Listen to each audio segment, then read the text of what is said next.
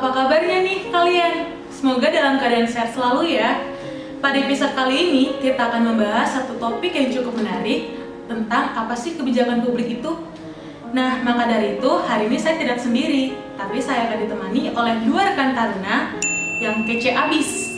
Nah, langsung saja kita ke narasumber kita. Ada Taruna Madya, Rudy Aryo, dan Taruna Madya, Billy Cahyadi. Halo Rudy, halo Billy. Apa kabarnya nih kalian? Halo, alhamdulillah sehat-sehat. Baik, terima kasih sudah meluangkan waktu untuk bergabung bersama saya sehingga kita dapat berdiskusi pada hari ini. Sebagai taruna, kita nantinya akan berprofesi sebagai seorang ASN. Tentunya di dunia pekerjaan, kita nggak akan jauh-jauh dengan namanya kebijakan. Jangankan sebagai ASN, bahkan sebagai warga negara biasa juga kebijakan yang diambil pemerintah sangat mempengaruhi kehidupan kita kan. Nah, kira-kira apa sih sebenarnya kebijakan publik itu? Mungkin dari Taruna Rudy bisa berpendapat untuk menjelaskan kepada kita semua. Ya, kalau kita baca-baca tentang buku atau jurnal dan sebagainya, banyak sekali pendapat-pendapat dari para ahli ataupun tokoh-tokoh terkemuka tentang kebijakan publik. Dan sekian banyaknya pendapat-pendapat itu, yang saya pahami adalah bahwa kebijakan publik merupakan tindakan atau pilihan yang diambil pemerintah demi kepentingan publik, yang mana kebijakan ini mempengaruhi setiap orang di suatu negara.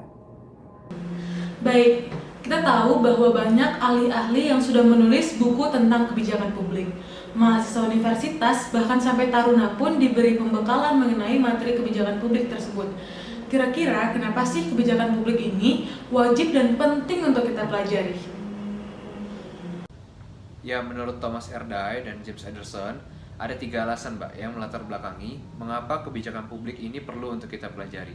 Yang pertama, agar kita memahami bahwa kebijakan publik ini secara utuh, mulai dari proses pembuatan kebijakan, perkembangannya, serta akibat-akibat yang timbul bagi masyarakat. Kemudian, sebagai pertimbangan profesionalisme atau professional reasons. Jadi, sebagai pembuat kebijakan publik, baik individu maupun kelompok atau pemerintah, kebijakan yang dibuat tidak salah-salah, tapi bisa menyelesaikan persoalan yang sedang dihadapi oleh publik atau masyarakat. Dan alasan yang terakhir sebagai pertimbangan politis atau political reasons. Pertimbangan ini membawa kita pada upaya untuk memastikan bahwa pemerintah menggunakan kebijakan yang cocok untuk mencapai tujuannya. Wah, ternyata memang sangat penting ya untuk kita pelajari mengenai materi kebijakan publik ini, karena juga pada dasarnya ini berkaitan tentang kebijakan publik ataupun rakyat. Saya ingin kembali ke Billy lagi. Kira-kira cakupan dari kebijakan publik ini apa saja, atau dapat dikatakan ruang lingkup dari kebijakan publik ini tuh apa aja? Mungkin dapat dijelaskan, Billy? Lingkup kebijakan publik itu sangat luas, Mbak, karena mencakup berbagai sektor atau bidang pembangunan, seperti kebijakan publik di bidang pendidikan, pertanian, kesehatan, transportasi, pertahanan, dan sebagainya. Di samping itu, dilihat dari hierarkinya, kebijakan publik itu dapat bersifat nasional, regional, maupun lokal, seperti undang-undang, peraturan pemerintah provinsi, peraturan pemerintah kabupaten atau kota, dan keputusan bupati atau wali kota. Oke, bagaimana dengan sejarah dan perkembangan ilmu kebijakan publik dari masa ke masa? Apakah semakin kesini tuh semakin sederhana atau malah makin rumit? Karena kan kita tahu juga permasalahan-permasalahan di masyarakat hari-hari ini semakin kompleks. Kebijakan publik sebenarnya sudah ada sejak abad 18 sebelum Masehi. Namun ketika itu hanya dianggap sebagai kode, bukan undang-undang yang sistematis seperti saat ini atau peraturan-peraturan yang tertulis. Tapi kode-kodenya mengandung makna aturan-aturan yang disebut dengan kode Hammurabi. Hammurabi sendiri berada di kota Mesopotamia, Irak Selatan. Kode ini ditulis oleh penguasa Babilonia pada abad 18 sebelum Masehi yang berisi tentang pengaturan ketertiban publik, tentang persyaratan sosial ekonomi untuk mengatur sebuah pemukiman daerah urban, mengatur tentang hak kepemilikan, perdagangan, hubungan keluarga, perkawinan, kesehatan, masalah kriminal, dan lain-lain. Hampir 1000 tahun berlalu dari masa kegelapan di Yunani, ilmu pengetahuan berkembang pesat di Eropa. Pada abad ke-19, kontroversi seputar kebijakan publik semakin marak. Hal ini didasari atas pernyataan apakah kebijakan publik bisa dimasukkan di bidang kajian dan dianggap sebagai ilmu pengetahuan. Kontroversi ini dianggap wajar, mengingat ketika itu studi tentang hal-hal yang beraroma pemerintah, peraturan-peraturan, sudah dalam ilmu sosial maupun politik. Jadi pengertian kebijakan publik pun di masa itu belum dapat diidentifikasi. Bahkan di abad ke-19 belum dikenal adanya istilah policy science atau ilmu tentang kebijakan. Istilah policy science sendiri sebenarnya diperkenalkan oleh Harold D. Laswell. Sebagai catatan, Harold D. Laswell bersama Myers McDougall merupakan ilmuwan politik yang dianggap sebagai pencetus teori-teori dalam studi komunikasi.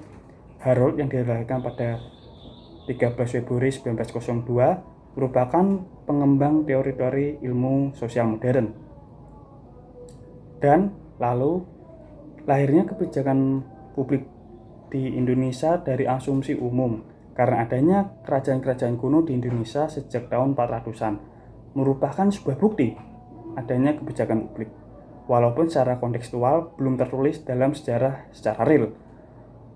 Akan tetapi dalam sejarah umum yang ditemukan bahwa Empu Tantular, Empu Prapanca adalah para pemikir yang kemudian menjadi penasihat raja-raja di Majapahit sekitar abad 13 Masehi. Hingga abad ke-18, hukum-hukum perdata karya Belanda menjadi konsumsi pendidikan pemuda-pemuda Indonesia sebagai cikal bakal ilmu kebijakan publik hingga saat ini. Wah, penjelasan yang cukup panjang ya, Bill. Tadi kan dikatakan oleh Billy, salah satu alasan kita mempelajari kebijakan publik yaitu untuk pertimbangan politik.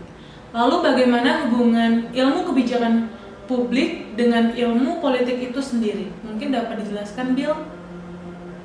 Kebijakan publik itu tidak terlepas dari pengaruh pemerintah dan politik, Mbak. Karena sebuah kebijakan dibentuk oleh sekelompok orang yang memiliki kedudukan atau kekuasaan dengan berlandaskan hukum dan tujuan untuk menyelesaikan sebuah masalah yang berkembang di masyarakat, serta sifatnya yang mengikat seluruh warga negara, termasuk pemerintahannya sendiri. Politik sebagai kegiatan yang berkegiatan dengan perumusan dan pelaksanaan kebijakan publik, yang biasa dikenal dengan istilah fungsionalisme. Fungsionalisme sendiri memandang bahwa politik sebagai kegiatan formulasi dan implementasi kebijakan publik. Maka dari itu, politik dan kebijakan publik sangat berkaitan erat. Kalau terkait birokrasi nih, adakah keterkaitan antara kebijakan publik dengan birokrasi itu? Mungkin ada yang ingin menjelaskan di antara kalian berdua? Mungkin saya saja. Baik, tentunya birokrasi ini sangat memiliki keterkaitan dengan kebijakan publik, yang mana birokrasi ini akan membatasi kemampuan para pejabat dalam yurisdikasi tertentu. Dengan demikian, keberhasilan implementasi kebijakan publik ini perlu adanya kerjasama yang baik dari banyak orang. Apabila organisasi terpecah-pecah dalam hal tersebut, dapat merintangi koordinasi yang diperlukan untuk mengimplementasikan suatu kebijakan publik dan dapat memboroskan sumber-sumber langka. Adanya perubahan yang tidak diinginkan, menciptakan kekacauan, kebingungan, yang kesemuanya itu akan mengarah pada pelaksanaan kebijakan yang menyimpang dari tujuan semula yang telah diterapkan sebelumnya. Oleh karena itu, birokrasi sangat terpengaruh dalam implementasi kebijakan publik, di mana hal tersebut bisa membuat pelaku ahli dan profesional dalam tindakan-tindakan tersebut. Terima kasih Rudy atas penjelasannya. Baiklah, kita lanjut ke pertanyaan yang berikutnya nih. Ada banyak pertanyaan saya ya. Apakah mungkin terjadi pergeseran pemikiran dalam ranah kebijakan publik? Apakah ada peran pemerintah di dalamnya? Adakah pendapat dari kalian? Oke. Terkait hal itu, Mbak, berbagai gagasan untuk meredefinisi peran pemerintah dalam kehidupan masyarakat perlu adanya pergeseran paradigmatis dari governance ke governance. Pergeseran paradigmatis tersebut menjadi semakin terdengar ketika gagasan ini diadopsi sebagai salah satu strategi mereka untuk memerangi berbagai permasalahan pembangunan akibat kegagalan implementasi berbagai program pembangunan di negara-negara yang sedang berkembang. Pergeseran paradigmatis dari governance ke governance pada hakikatnya itu mengisyaratkan tentang perlunya pemerintah melibatkan berbagai stakeholders di luar pemerintah dalam proses pembuatan berbagai kebijakan yang menyangkut kepentingan publik atau policy making. Kemunculan gagasan tentang perlunya pergeseran paradigma tersebut memang seiring dengan gerakan demokratisasi yang melanda seluruh dunia, terutama di negara-negara yang sedang berkembang, yang sebagian besar sistem pemerintahannya masih kurang demokratis atau mempraktikkan demokrasi hanya sebatas formalitas saja. Semakin seru ya pembahasan kita ini.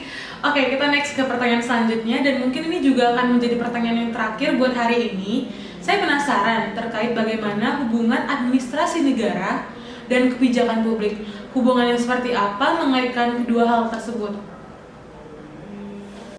Menurut konsep ilmu administrasi negara, kebijakan publik berasal dan dibuat oleh pemerintah sebagai fungsi dinamis dari negara yang ditunjukkan untuk menciptakan efektivitas dan efisiensi pelaksanaan tugas-tugas pemerintah dan kenegaraan. Kebijakan publik atau public policy adalah fungsi dari pilar organisasi dan manajemen. Unsur organisasi di dalam perspektif ini adalah negara, sedangkan unsur manajemennya adalah pemerintah.